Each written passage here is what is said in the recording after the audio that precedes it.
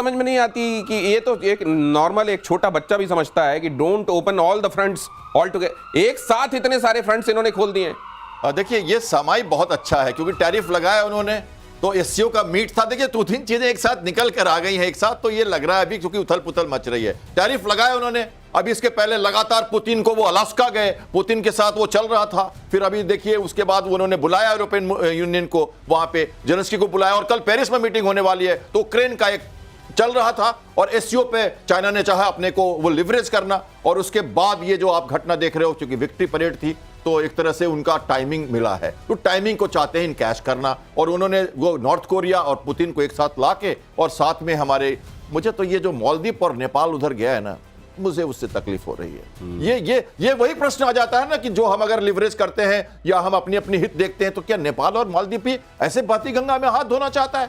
इनको तो समझना चाहिए ना, कहां जा रहे हो, तुम्हारा बड़ा भाई तो इधर खड़ा है, उधर क्या मिलेगा तुमको, कितने दिन तक मिलेगा, कौन हाथ धोएगा तुम्हारा?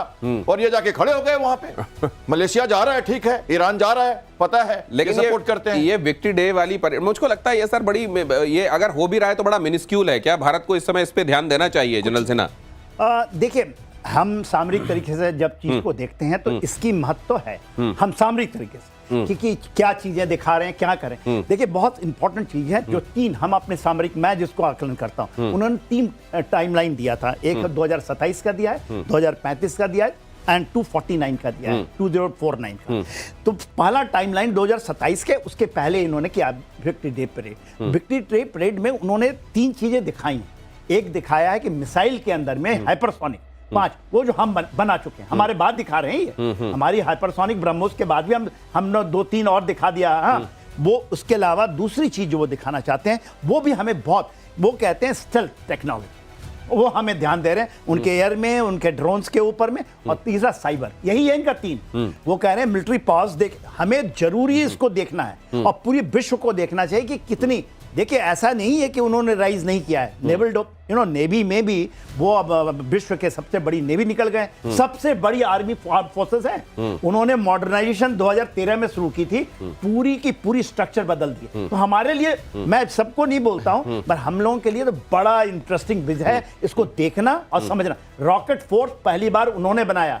आज अमेरिका में डोनाल्ड ट्रंप साहब ने रॉकेट फोर्स की है घोषणा, पाकिस्तान रॉकेट फोर्स। तो चीजें ऐसा नहीं है कि हमें उन चीजों को बड़े गूढ़ता से, बड़ी शाम को जल्दी से जोड़ना। हाँ। मैं कहना चाहूंगा कि देखिए ये जो ये दिखा रहे हैं ना, इनमें से कुछ कई क्या करीब सब यूज नहीं हुए हैं, ये ऑपरेशनलाइज नहीं हुए हैं, अभी इनकी देना है। जंग के मैदान में एक और बात मैं कहना चाहता हूं, ये बंद कंट्री है, बंद कंट्री मतलब यहाँ पे मीडिया का कुछ चलता नहीं, ये गन दिखाते हैं। वहां जो कैमरा खुल रहा था ना, ये भी न्यूज आई है, जो कैमरे खुल रहे थे ना, उस पर 50 लोग आके बैठ जा रहे थे, तो ये न्यूज नहीं आने देते। उसके बावजूद ट्रंप बौखला रहे हैं, तो आप क्या चाह रहे थे? अगर ये क्लोज नहीं होता, ओपन होता तो क्या होता? अगली खबर देखिए, अमेरिका के पूर्व एनएसए का ट्रंप पर हमला।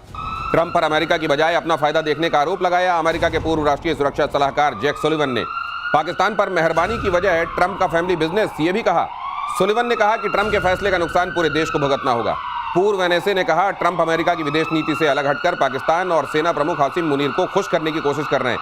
सवाल यह है जनरल सिन्हा कि अगर मान लीजिए कोई अपना बिजनेस करना भी चाहता है, मान लीजिए फैमिली बिजनेस भी करना चाहता है, तो ये देखता है कि हम किसी ऐसे आदमी के साथ बिजनेस तो नहीं कर रहे हैं जो अपने आप में एक तो फटे हाल है, जिसका खुद अपने आप में कुछ ठीक नहीं है, जो वैसे ही अपने आप में इतनी मुसीबतों में घिरा हुआ है कि उसके साथ हाथ मिलाना आज नहीं तो कल हमको भी मुसीबत में डालेगा। ट्रंप इस बात को क्यों रीड नहीं कर पा रहे हैं?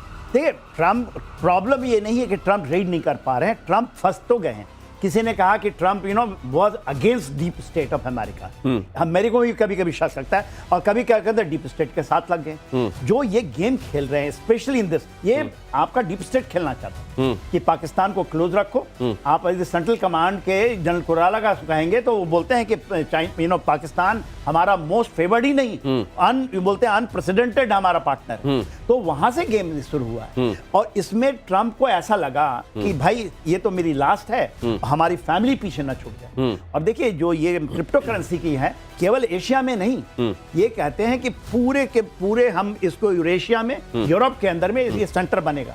ये सपना लेके आए हैं, सपना उनका है, और उसमें बहुत सारा चीज है, ड्रग मनी है, उसके अंदर क्रिप्टो है, और उनको पता है डी डॉलराइजेशन तो 100%। क्यों मान रहे हैं कि डॉलर का वैल्यू खत्म, पूरे विश्व के अंदर में इन्होंने जितनी अपनी बनाई है रियल एस्टेट का, वो जीरो हो जाएगा। 77 इनके गोल्फ। तो आप ये जो कह रहे हैं सर, ये बहुत महत्वपूर्ण बात है कि क्या डोनाल्ड ट्रंप अमेरिका के डीप स्टेट के हाथों की कठपुतली बन गए हैं, इसलिए वो खुद भी नहीं चाहते जो चीजें उनको करना पड़ रहा है क्या? लेकिन अगर ऐसा करना पड़ रहा है तो क्या अपनी फैमिली को इन्वॉल्व कर देंगे? क्या फैमिली बिजनेस भी उसमें इंटेंगल कर देंगे? मुझे लग रहा है कि ये सुबहीते के साथ कभी जब इनके ऊपर पड़ जाएगी तो डीप स्टेट के ऊपर ठीकरा फोड़ देंगे। वैसे तो असल में अपना भला करना चाहते हैं कैप्टन शाह। देखिए ये जो सुलेमान कह रहे हैं ना, इनको तकलीफ है। ये जो जज विटकॉफ है ना, जो इनके जो बेटे हैं स्टीव विटकॉफ के, स्टीव विटकॉफ जो है, ये आपको पता ही है, रियल एस्टेट के एडवोकेट, लीगल एडवाइजर, 1980 से इनके फ्रेंड, बहुत अच्छे दोस्त रहे हैं हमारे ट्रंप के। ये उनके साथ ही चलते हैं, उनके शतरंज के मोरे, वेस्टर्न कंट्रीज में हो, मिडिल ईस्ट में हो, या यूक्रेन के साथ हो, लगातार उनको इस्तेमाल कर रहे हैं। और इनके बेटे हो, या डोनाल्ड ट्रंप जूनियर या एरिक जूनियर, जो इनके दोनों बच्चे हैं, कुशनर इनका जो दामाद है, ये सब जाके वहां बैठ गए। अप्रैल में इन्होंने समझौता किया, नया डिजिटल ट्रांसफॉर्मेशन लाना चाहते हैं पाकिस्तान में, क्रिप्टो करेंसी की बात करते हैं, वो पूरा चेंज करना चाहते हैं सिस्टम, वहां की डायनेमिज्म में घुस के अपना हाथ फैलाना चाहते हैं। चाइना इस बात को देख रहा है। तो सुलेमान का जो अभी, वो तो 3 राष्ट्रपति के साथ काम कर चुके हैं, उन्होंने देखा है अमेरिका को अच्छी तरह से, वो लताड़ रहे हैं इनको, कह रहे हैं इतनी अच्छी दोस्ती हमने बनाई, इतनी मेहनत की हमने पिछले 15-20 सालों से भारत के साथ, उसको आपने एक झटके भारत ने ट्रस्ट लगातार खराब कर दिया। बताया है कि किस तरीके का रोग स्टेट है, किस तरीके से इसका कोई ठिकाना नहीं है। आपके साथ भी आज खड़ा हुआ है, चलिए खड़ा तो रहे, कुछ दिनों तक आपको ये महसूस तो हो कि आपके साथ है। ये कब आपको डस लेगा ये भी पता नहीं। 9/11 तो आपने देखा ही था ना। उसके बावजूद अगर आपको ये लग रहा है, क्रिप्टो कटोरा करेंसी है उसके पास, और कोई करेंसी नहीं, लेकिन आप क्रिप्टो के सपने पालकर चलिए गलबहियां बढ़ा रहे हैं, आपको मुबारक। और आतंकी संगठन टीआरएफ को लेकर एक बड़ा खुलासा हुआ है। मलेशिया से मिली टीआरएफ को आतंकी फंडिंग। एनआईए की जांच में टीआरएफ का हुआ भांडाफोड़। ये रेजिस्टेंस फ्रंट के नाम से आप जानते हैं, ये लश्कर तैयबा का एक तरीके से ये छद्म नाम अब ले लिया गया है, क्योंकि लश्कर तैयबा कई जगहों पर सैंक्शंस लग गए उसके ऊपर, वो बैन हो गया, तो फिर उसने नए नए नामों से ऑपरेट करना शुरू किया। उसी में से एक टीआरएफ है। 463 फोन कॉल्स की जानकारी से खुलासा हुआ है कि मिडिल ईस्ट हो, मलेशिया हो या पाकिस्तान, तमाम जगहों से इनको फंड पहुंच रहे हैं कश्मीर में गड़बड़ियां फैलाने के लिए। सर देखिए, जो आपने बताया कि फोन कॉल का है, इसकी संख्या भी 460 से 63 के आसपास 63 है जी। और देखिए क्या है, मलेशिया में इनके हिंचमैन हैं, जो कि, और यहाँ पाकिस्तान में हिंचमैन है, और जब टीआरएफ करता है तो इंडिया से ऑपरेट करता था, तो इनको पैसे तो यहाँ आता है ना, और ये सारे के सारे जो पैसे हैं, और उसकी तो प्रूफ आ गई है, और खास करके एफएटीएफ का आने वाला है, ये सारे प्रूफ वहां जा रही हैं। तो ये एनआईए बहुत अच्छा काम कर रहा है। देखिए, आप इनके पैसे के लिंक को तोड़ेंगे, मगर अभी इन्होंने जो शुरू किया है, जो बिटकॉइन लेके आ रहे हैं, वहां से ये पैसे उगाई शुरू हो चुकी है।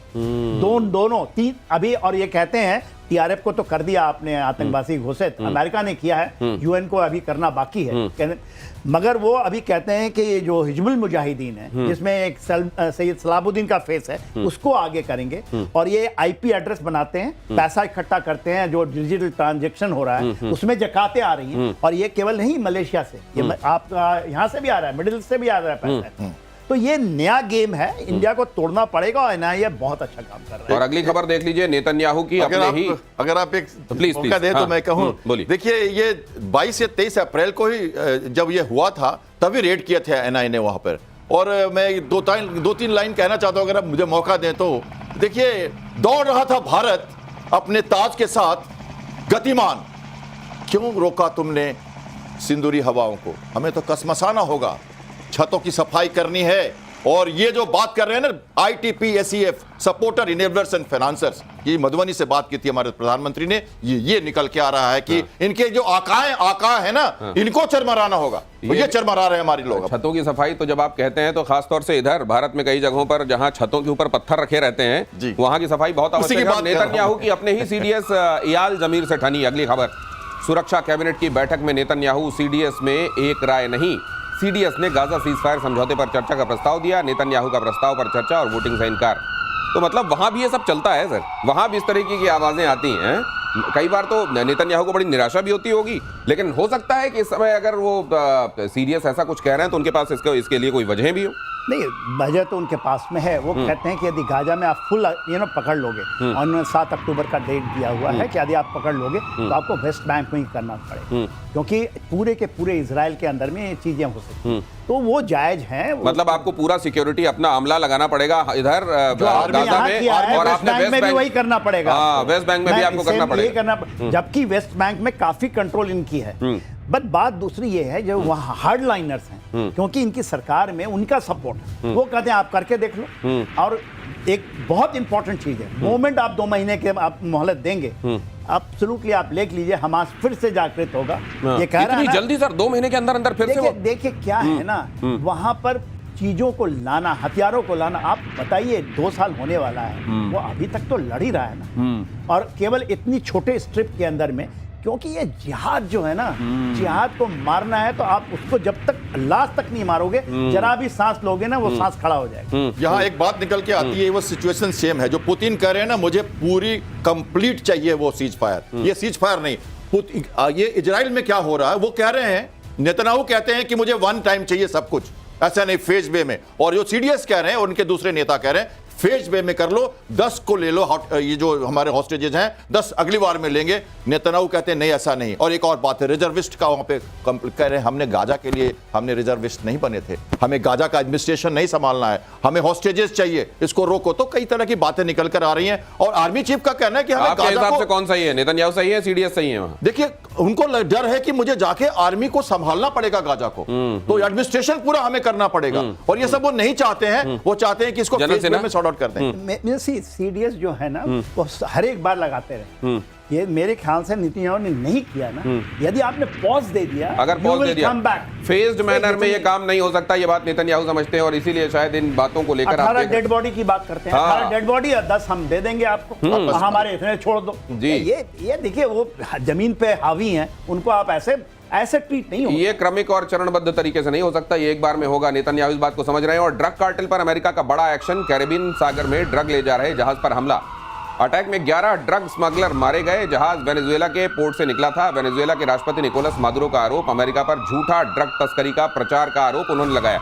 ये बहुत पहले अमेरिका ने ये शुरू कर दिया था। मुझे लगता है वेनेजुएला को लेकर भी वो जो टाइट कर रहे हैं, वो ड्रग के बहाने कर रहे हैं, लेकिन असल में मामला तेल का है। तेल है और रिजीम चेंज करने का। हाँ। मेन चीज तो तेल है कि तेल में, और तेल के लिए अभी क्या है कि रशिया भी आ चुका है, चाइना भी घुस गया है, और इंडिया भी उसके साथ, हमारा भी चल रहा है, हम तेल ले रहे हैं उससे। और ये ड्रग का बहाना है, मदिरो को हटाना है, और वहां पर सब काबिज होकर के जो ये करते रहे, क्योंकि ये सीरिया से निकल चुके हैं, इराक से निकल चुके हैं, ईरान में इनको जगह नहीं मिल रही है, तो कहीं ना कहीं तो तेल लेनी है। पुतिन ने मना कर दिया, हाँ बोला कि आ जाओ तेल ले लो, हम भी तेल देंगे तुम्हारे को।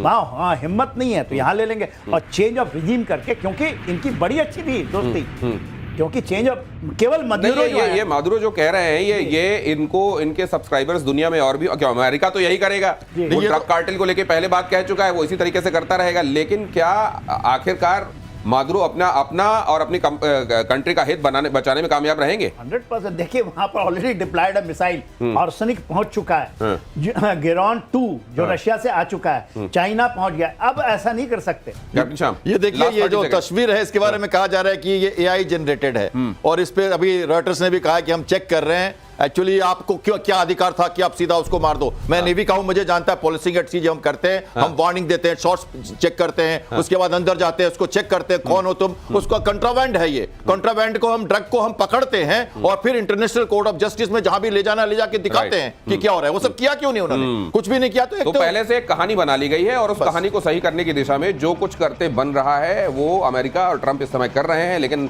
ट्रंप के किए हुए काम किस तरीके से अमेरिका के ऊपर और खुद ट्रंप के ऊपर बूमरैंग कर रहे हैं, बताने की आवश्यकता नहीं। आने वाले दिनों में आगे देखिए होता है क्या। बहुत धन्यवाद sir. For more of such videos do like, share and subscribe to ET Now Swadesh।